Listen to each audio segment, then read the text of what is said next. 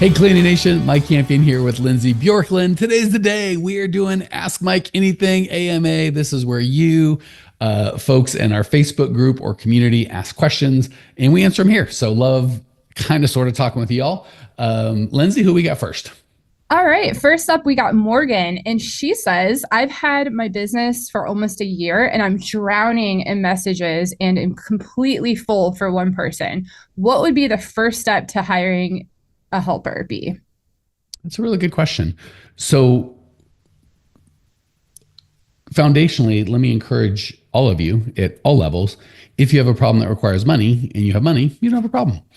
So the first step, believe it or not, everyone wants to start hiring, which is good, is just kind of do a little bit of a financial analysis, right? So obviously, I shouldn't say obviously, but when you're doing the cleaning, all of the cleaning, which it sounds like if you don't have anyone yet, that's really a job, not a business, not judging, or you're more self-employed. Like, so kind of a job is working for someone else. Self-employed is working for yourself, but still you have to be there to get paid. And then owning a business is something that ideally you get paid for whether you're there or not. So sounds like you're doing a great job on the self-employed front and you're like, hey, I'm fully committed, right? All of my self-employed hours available, are taken. So the first thing I want to do is like, well, if I want to transition from self-employed to a business, I want to make sure I can afford it, right? So, or I want to afford it. So, typically depending on the area you're in, a single person is going to cap out at somewhere between like $3,000 and maybe $6,000 if they're insane per month cleaning. And we coach to a 45% cost of goods sold. If we just round up to 50%, say you're doing $4,000. Well, if you hire someone, they're going to want somewhere's around $2,000, or not want, but that's generally what it's going to cost. So obviously if you're like, oh my gosh, but if I got out of cleaning, I could double my business. It's like, cool. Well, just how long do you think that'll take? Right. And if you're like, I think I could double it in a couple months. Cool. Can you go with half the money for 2 months? And if the answer is yes, then let's go. And if the answer is no, you've got two options. One, you can start, you can just raise prices, right? Because it's just supply and demand, right? If somebody quits and you've got a phone full of messages, people want to work for you, like, great, I'll just go to the next guy and I'll charge him more, her more. So first and foremost, it's funny, people think when they start hiring, they want to start with hiring. It's like, let's start with the money. Almost always with business, you start with the money. Mm-hmm. So just make sure you know what's going on the financial side. And not that it's always bad, it's almost always good long-term. You just have to make sure the plan you have long-term meets your, if you're like, I need every nickel of this, well, then we got to kind of look at it a little differently than if you could go a month or two with a little bit of a dip in income. That said, when it does come to hiring, it's really the big mistake so the first step is to run an ad. I'll just run an ad, talk to people, the ones that you like, you hire. I'll give you the things that most people kind of run into. One, they hire based on perceived cleaning skills. Like, this guy's a good cleaner, that guy's a bad cleaner. But cleaning is a pretty easy skill to teach. Things like tell the truth, go above and beyond, be a decent human are really hard to teach because liars tend to lie. People that kind of half-ass tend to half-ass. So you can teach all you want, but you can give a half-asser the best training ever. They're going to struggle. Someone that's like, I always do a good job just because that's who I am, even without training, is going to do well. So step one is to create a system to hire people. Well, it really depends. If you're like, I just want to keep cleaning and have a buddy help me so I can double, right? Say you're doing $4,000. You're like, well, if I had two of us, I can go $8,000. Problem there is if and when that guy quits and you're $8,000, now you're screwed, right? Because you can't possibly do all that work. So the way I would think about it is I want a system to hire people forever, not just to hire someone for today. So if you're just looking for someone to hire today, you don't need any of this system. Just find someone, friends and family will work. Not ideal, but for the first, it can be tough, but fine. Just do what you got to do to find a good human. That's that. If you're like most people, and the way I would think about it is, no, I'd like to get out of cleaning forever. Cool. Well, then we're going to create a system to hire people. And, I'm going to write a core values-based hiring ad, for me. So step one, believe it or not, in hire. So you're like, when do I get to hire? Step one would make sure the money's good. Step two would be to be clear on what core values you have that you want from your team. So for us, it's have fun, make money, be real, and help out. And I know as long as the person, if it's a skilled position, as long as they can do that skill, as long as they can have fun, make money, be real, and help out, they're going to be a fit. And I don't say unskilled position, but if it's an easily translated position, I can really hire anybody that is willing to have fun, make money, be real, and help out. As long as it's just like, well, and every skill is translatable, right? Every neurosurgeon walking the earth now at some point knew nothing about neurosurgery. So it's just like, well, that takes 15 years and hundreds of thousands of dollars. Like, I'm not interested, that you may not be equipped for that. The good thing to get a cleaner up to speed might be, a week in some time. So step one would be make sure the money's right. Step two is going to be get clear on your core values. These are the traits that you're looking for. Because Lindsay is an honest woman. If she wasn't, I can train her all I want. Liars lie, right? And because she is, we've never had to talk about like, Lindsay, the lying that you do when you're not here, when you're here, could you do less of it or maybe none of it? Like, that's just not. And the problem is if she said she would, she's probably lying anyways. Like, we can run in that circle all day long. So step one, get the money straight. Step two, get clear on your core values. Step three, which is really what you're looking for in people. And the cool thing is that's who you are, right? One of our core values, have fun. I'm ridiculous. Some of you guys like it. Some of those don't. Those who don't, it's okay. We're probably just not a fit. Those who do are like, that's just Mike, right? It's who he is, right? I don't have to be fake. So once you've got your core values and you've got some sort of plan on the financial side, then we're going to create a system to attract people over and over and over again. The biggest mistake people make is they don't have enough to choose from, right? That's why friends and family is tough. You might have, I don't know, dozens of people that you would consider friends and family. The percentage of those that want to clean toilets for money is probably less than 10-20%. And the percentage of those that match your core values and really want to do the thing and not just get paid for the thing could be zero, right? It's just, and if you got one or two, it's like once they're burnt or they change their mind or go, now what? So most of the time people pick a too small pool or pick from a too small pool. Like if I were dating and wanted to get married and I could go on 5 dates and then had to make a choice, the likelihood I got with different, 5 different women, likelihood I got a good match is pretty small, right? Likelihood she got a match is almost zero. Likelihood I got a good match is pretty small. But if I had 5,000 women in that pool that were, marrying age and that kind of thing, spoke my language, general like parameters, the likelihood I get a good match is, gosh, I don't know if I've ever met 5,000, like almost 100%, right? Yeah, I married my wife before I met 5,000 women, I think, and worked out great. So we do the same thing with in dating. It makes perfect sense. Like, well, obviously, if I only date 5 persons, I mean, I guess I could get lucky, but low chance. Same with hiring. We talk to 3 or 5 or 6 people, and then we hire one person, and they suck or they're not great. And we don't have, but typically the system we have would have like 40 to 60 applicants to get maybe 4 or 5 or 6 or 7 group interviews, maybe 10, to get maybe 3 or 4 or 5 one-on-one interviews, to get maybe 2 or 3 working interviews, to get maybe 1 or 2. Like, it goes down pretty quick, right? So that would be the system I would create, by the way. Get a core values-based hiring ad. Typically, we found for our clients costs about $150 per hire. Could be a little more, a little less, and spend some money and put the system we would set up for. We do set up for our clients and would encourage for you guys. Group interview, automated, so you have like 50, 60 people invited every group interview, 5 or 6 show, and then you just work that from group interview to one-on-one interview to working interview. And if you just follow those kind of 3 things: 1, make sure the money's okay; 2, make sure you know your core values, and the hiring ad, the group interview, the whole thing all the way through matches those core values, and you have enough people to talk to or choose from, you got a good shot. And then just have a system that you can do over and over again, right? So if you do that system in your first batch of 60, will you get someone? Probably. Might you not? Maybe. Is it possible you pick someone that's a bad pick? Yep.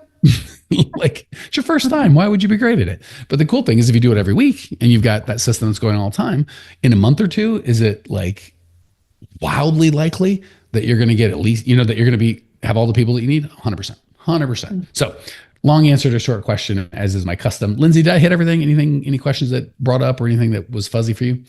No fuzzies. Pretty good there. I like the no fuzzies. Hit us with number 2. Who's next? All right. Tracy Ann in the Facebook group was asking everybody. I thought this was interesting. She says, have any of you ever had former clients reach out after parting ways? How do you handle it? Today, 2 of my past clients contacted me, which felt really unexpected. One was with me for 3 years before leaving for personal reasons. Yeah, that happens. But the other was someone I had to let go because she constantly complained after every clean. So, Mike, how would you advise Tracy on these circumstances? Like, should she take these former clients back? Like, what should she do? Okay. So I'm really glad that you asked that, Tracy, because one of the things that we do in our training for our clients is we go over the concept of best clients to worst. And the worst is where everyone spends all their time, which is strangers, right? I don't know this human. I'm going to put a Facebook ad or whatever. I'm going to do some sort of ad or hope I get whatever. I'm going to put something into the world and hope this stranger becomes a friend, that becomes a bid, that becomes a client. It's a lot of work. It's the most expensive, time consuming way to go. And then we kind of work our way to the better and better and better clients. Best, believe it or not, is clients you have now. And second best is referrals from clients you have now. Third best that everybody overlooks that Tracy's talking about here is former clients.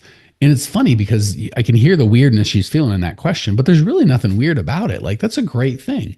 So, and it shows what a good caliber that is when they're reaching out to you. You don't have to do anything. So we would advocate you reach out to them and just be like, hey, Lindsay, it's Mike. How you doing? And the funny thing is, a lot of times when people leave, it's they got their brother-in-law going to do, or they think something or whatever, they had a job or whatever. And that changes in 3 months or 6 months. And when you call back, it's possible, I don't say likely, but possible, if not likely, that something's changed and they just feel weird, like the weirdness that you feel, they feel. It's like, oh, I kind of want Lindsay back as a cleaner, but I just, I feel weird. Like, I don't know. It's weird. And if Lindsay calls me like, Mike, how are you? I'm like, oh my God, I was just thinking, I'm good. How are you? She's like, honestly, just check it. So we're not selling. Hey, Mike, you ready to come back? That's weird. Like, Hey, Clean Nation, Mike Campion here. One of my least favorite things about these podcasts are we found that people love the show and they love the information. But when I talk to you guys in person, stuff doesn't get done. People love the podcast, but they don't take any action. If you'd like to actually implement this and get this done in your world, we have a whole team of people that do exactly that. If you go to growmycleaningcompany.com/talk, you can book a time with either myself personally or one of our teammates to at least help you come up with a plan to actually implement and change your life. So if you want to go from getting these good ideas in your head to getting them in your life, just book a free call with myself or my team, growmycleaningcompany.com/talk. And we can go from this one-to-many format to one-to-one and really get you some results. Excited to talk. I do use dating all the time because everyone gets it instantly and then we move it to cleaning. So say Lindsay and I both married, but let's say we were both single and we had dated and say we broke up on, for whatever reason, like personal reasons or just it's fine. Like she wouldn't tolerate some nonsense who knows, but we broke up. Lindsay's like, absolutely. She's like, to be clear, I left you, dude. Yeah. And it's hypothetical. It was me. Yeah. There was no like, it was mutual. Lynn's like, no, it was me. I decided I was out. Fair. I'll give that to you. Even in a hypothetical world, I'm like, yeah, I can see that. Okay. So if I call Lindsay back, I'm like, hey, Lindsay, do you miss me? You ready to date? That's even if Lindsay had been thinking about me in a positive way, I just made it really creepy. Yeah. She's like, I'm out again. She's like, this is why I broke up with this numbskull. But if I just call and go, hey, I was thinking about, how are you? She's probably going to go, oh, I'm good. How are you, man? Great. Honestly, I didn't even have anything. I just was thinking about you. I remember, I really enjoyed getting to know you. And I just want to say, hey, that's it. And the cool thing is if Lindsay was thinking about me and if she's not, she'll give me, not Lindsay, but most humans will be like, oh, I'm dating a new guy or I'm enjoying my time. Like she'll kind of give the subtle, like, here's where I'm at. Yeah. And if I just leave the space, I don't get all creepy about it. How are you? I'm interested in using human, not because I want anything. I just want to check in. And she gives me, it's funny. Ever since we dated, I haven't really dated or, she'll kind of give me like a little, like whatever. And then it could be super natural, but God dang it, we should grab some coffee sometime. And then all super cool, right? So I'm not trying to sell her, quote, on dating, just checking in and I'm listening for her kind of cues as to where she's at. Same thing with the former client. I'm like, so how's the new cleaner? Like, just how are you? Yeah, I'm good. Awesome. Well, we just love to have you as a client. I was thinking about you the other day. I just figured I'd say, hey, no real agenda. Everything cool? That's a big, wide open question. And if Lindsay's like, awkward because she's got a cleaner, she doesn't want me, she'll be, oh yeah, things are great. Like she'll give me a pretty obvious, like things are great, everything's good. I hope like kind of wrapping it up. And I'm like, cool, got you. Best of luck. And if it's not, she was thinking about it. She's like, it's funny you call. I just realized, remember that guy? And then she'll and then we can have coffee, i.e. let me come, we'll come see if it makes sense for us to work together. So who's the person we're talking about? Was it Tracy? Tracy. Mm-hmm. So Tracy, not only would I not be weird if they called me, I would proactively call them and not make it weird because it's very likely I shouldn't say it's very likely. It's possible, if not likely, that they want you back. It's just too much for them to call you typically. So when you call them, again, Lindsay's thinking, Mike was a good guy and blah, blah, blah, blah, blah. But she's too weird. We broke up. She feels weird. Nothing happens. But if I call her and just like, I miss you, she's like, oh, no weirdness at all. I can tell you I missed you too. And we can all hold hands and skip. So that's that. Now, to answer your the reason I went so far into that is because 90% of the people out there are not in that situation, in the situation you're asking, Tracy. So I wanted to give something for everybody that would help you as well. When they call back, sounds like there's two things. One, they left for personal reasons. Well, if you like them and they like you and they want you back, Lindsay and I, we were dating. She's like, I'm just not ready to be in a relationship. Cool. She's like, now I am. Cool. We can date again. If she's like, I don't want kids. And I'm like, I want kids. Well, Lindsay, do you now want kids? No, I still don't want kids. Well, then we're back. What are we going to do? Like, no need to start dating again. Like, that'll just be the end of that. So, same thing with them. If you, I don't say fired them, but if you chose to part ways because they complained after every clean, you still complaining after, and I'm going to just to keep the thing. You still complain after every clean? Yes, I am. Okay, well then then everything's changed. I wouldn't say like that. The way I would do it is if they did call back and go, hey, we want you back, and go, that's so funny. I had thought about you. And I was bummed because we enjoyed you as a customer, but I seem to remember every time we cleaned, I felt you were unhappy, and it just didn't make any sense for you to pay us to make you miserable. So I'm happy to talk with you, but I don't want to have a client that every time you call or I see your name and email or whatever, I'm like, oh boy, it's, pissed off Lindsay again. And you don't want to have a cleaner that you're like, every time you come home, you know what I'm saying? So if we can find a way where we're real clear on expectations, because we're not perfect. If you're looking for someone who's never going to make a mistake, as you know, we're really good at what we do, but we make mistakes all the time. We'll always make it right. We're not going to leave you hanging. But if you're looking for perfection, we're still not perfect. However, if you're like, no, maybe they were, but maybe you've had some other, again, maybe Lindsay dated some other guys that were complete jerks and shit, Mike in comparison, not so bad. He kind of looked like a loser before, but you date these other guys, maybe old Mike's okay. Same thing with her, right? Maybe she's had some other cleaning experiences that weren't great. And, what she thought was a bad clean, she's realizing was actually pretty good. So as long as you can reset expectations, like, that's fine. And if she's like, no, I'm still this and I want that, and totally cool, not mad, not judging, but you still want kids, I still don't, or whatever the case may be. Let's just, you go find a cleaner that wants to do what you can do, and I'll go find a client that, is kind of looking for what we have. That's what I got. We got time for one more. You think you tell me, Lindsay, where are we at? Yeah, let's do one more. Colin in the Facebook group, he had a statement, and then I have a follow-up question for you, Mike. So I'll say what Colin said first. I'm looking to hire someone to do some SEO work to try and boost my Google rankings organically, but I'm starting to hear AI is taking over SEO. He was looking for help with SEO, but my follow-up question to go one step beyond that is SEO for Google ranking, like, is that even relevant anymore for cleaning companies? I hate to say it's irrelevant. It's just got its drawbacks. So I'll be honest, we have not spent in all the companies I've had for the last, I was going to say 30 years, but there was no SEO 20 years ago. So I guess for the companies I've had while SEO existed, we've never really gone all in on SEO or paid somebody, but I've coached lots of people. I'm still familiar with the concept and how that works in our industry. So there are people that do well with SEO. The reason we don't coach it is I found them to be in the minority for several reasons. One, SEO is a short-term deal. Sorry, that's not true. I said the exact opposite of what I meant. It's a long-term deal. So typically, and there's a lot of scammers out there. So it's very real. Yeah, there's a lot of nuance to this. I'm gonna do the best I can in the time we got. Sorry. So no, it's a good question. There's a lot of scammers out there. And typically certainly if you're trying to do something really competitive, like a national deal, it can take 3 to 6 months to really get ranked. So, which is fine if you're confident it's going to work. But if you've got a scammer, maybe you don't know for 3 to 6 months, then you're out the money and the time, which kind of stinks. But if they're a good guy and they say, hey, it's going to take 3 to 6 months, fine.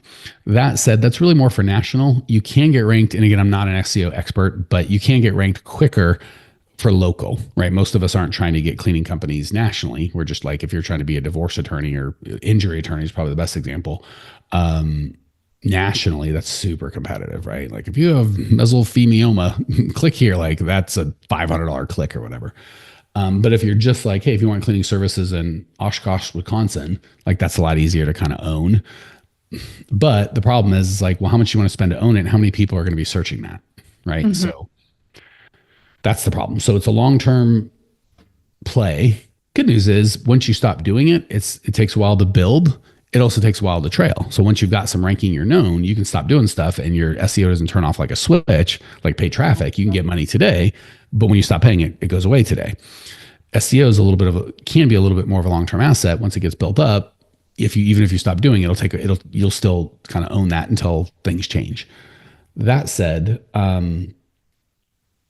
it's a little bit like cops and robbers. Like at the beginning, people just keyword stuff or like put meta tag. Like there was very easy things that you could do. And then Google's like, well, that doesn't mean that you're authoritative. So they changed the rules. And then SEO people change the rule. Like it's just, they're just going back and forth. And if you get too good of a, not too good, too black hat or too aggressive of an SEO guy or gal or team, you can get Google slapped and they just, all of a sudden you disappear. So you can spend all that money, be ranking and rocking. And then two things can happen. You can personally your site can personally get slapped. Not great. Or there could just be a new update where Google's like, what we used to value, we don't value, and all the things that we don't value anymore, you did. So now it's not worth it anymore. So even though it's got a longer tail in terms of how long it lasts, it's not guaranteed by any stretch. Mm-hmm. And as our friend Colin, yeah, so astutely pointed out, AI is becoming more and more where we might ask AI, where would I get a good cleaning company, not Google. But then Google's also doing AI and how is that going to tie? So it gets a lot of stuff. So because the future is kind of uncertain and this is a longer thing and it's just not been my thing.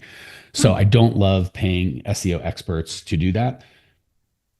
I would say the ratio of people that have come to me with like, I invested in SEO is probably 7 or 10 to 1, like that had a bad experience versus a good experience. So there are cases where it can work really well. It's just not a quickie game. It can last a while, but you can get smacked pretty quick. And there's lots of scammers out there. So that's the risk. What we do is, because really all you're trying to do with SEO just stands for search engine optimization, which really means we're just trying to tell the search engines, predominantly Google, we are authoritative. If you send traffic to us, they're going to be happy. That's all Google wants. They don't want to send you to a scam site. They want to go, when people search with us, we give them what they want. And if they stay on your site and if they feel, that's all you're trying to do is get Google to believe, or the Google's algorithms, if we can be a little more specific, to believe that it's a good bet. It's better to send you to Lindsay's site, cleaning site, than mine when someone searches for that. That's all we're really trying to do.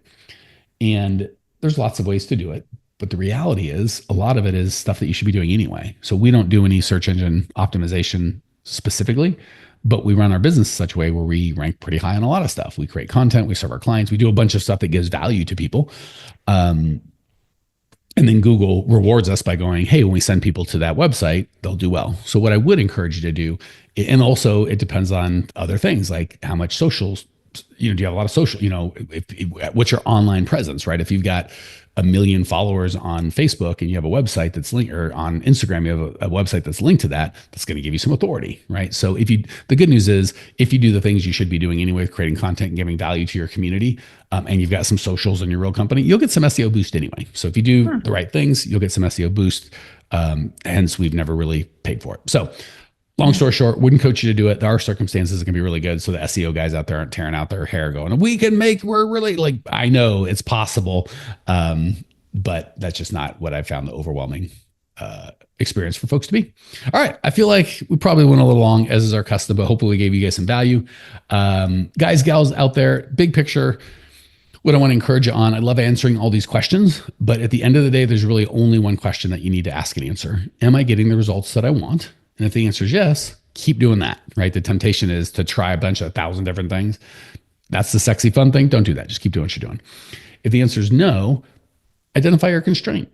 Is it lack of hiring? Is it lack of whatever? And then find a guy, a system, a person, a company, a coach, whatever you need, a YouTube channel. Obviously, only so much we can get done on YouTube University, but you get to choose your own adventure as to how much help you'd want.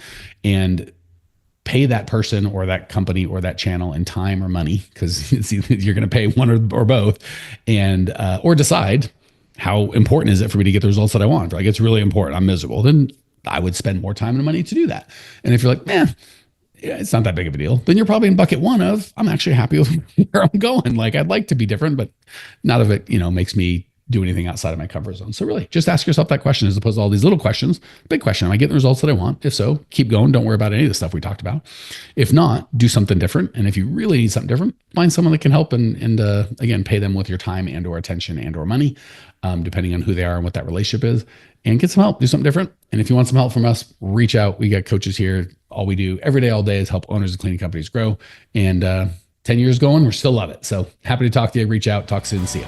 Hey, Cleaning Nation, if you dug the content you just got, we don't do any ads and I don't sell anything on this podcast, but if you would just subscribe, rate, and review, it would be huge and I'd be so appreciative. Not only is it going to help me, but you'll help other owners of cleaning companies across the world work less, make more, and get profitable. So if you appreciate the value we give, again, subscribe, rate, and review. It would mean the world to me. I'd really appreciate it. And we sure appreciate your time and attention.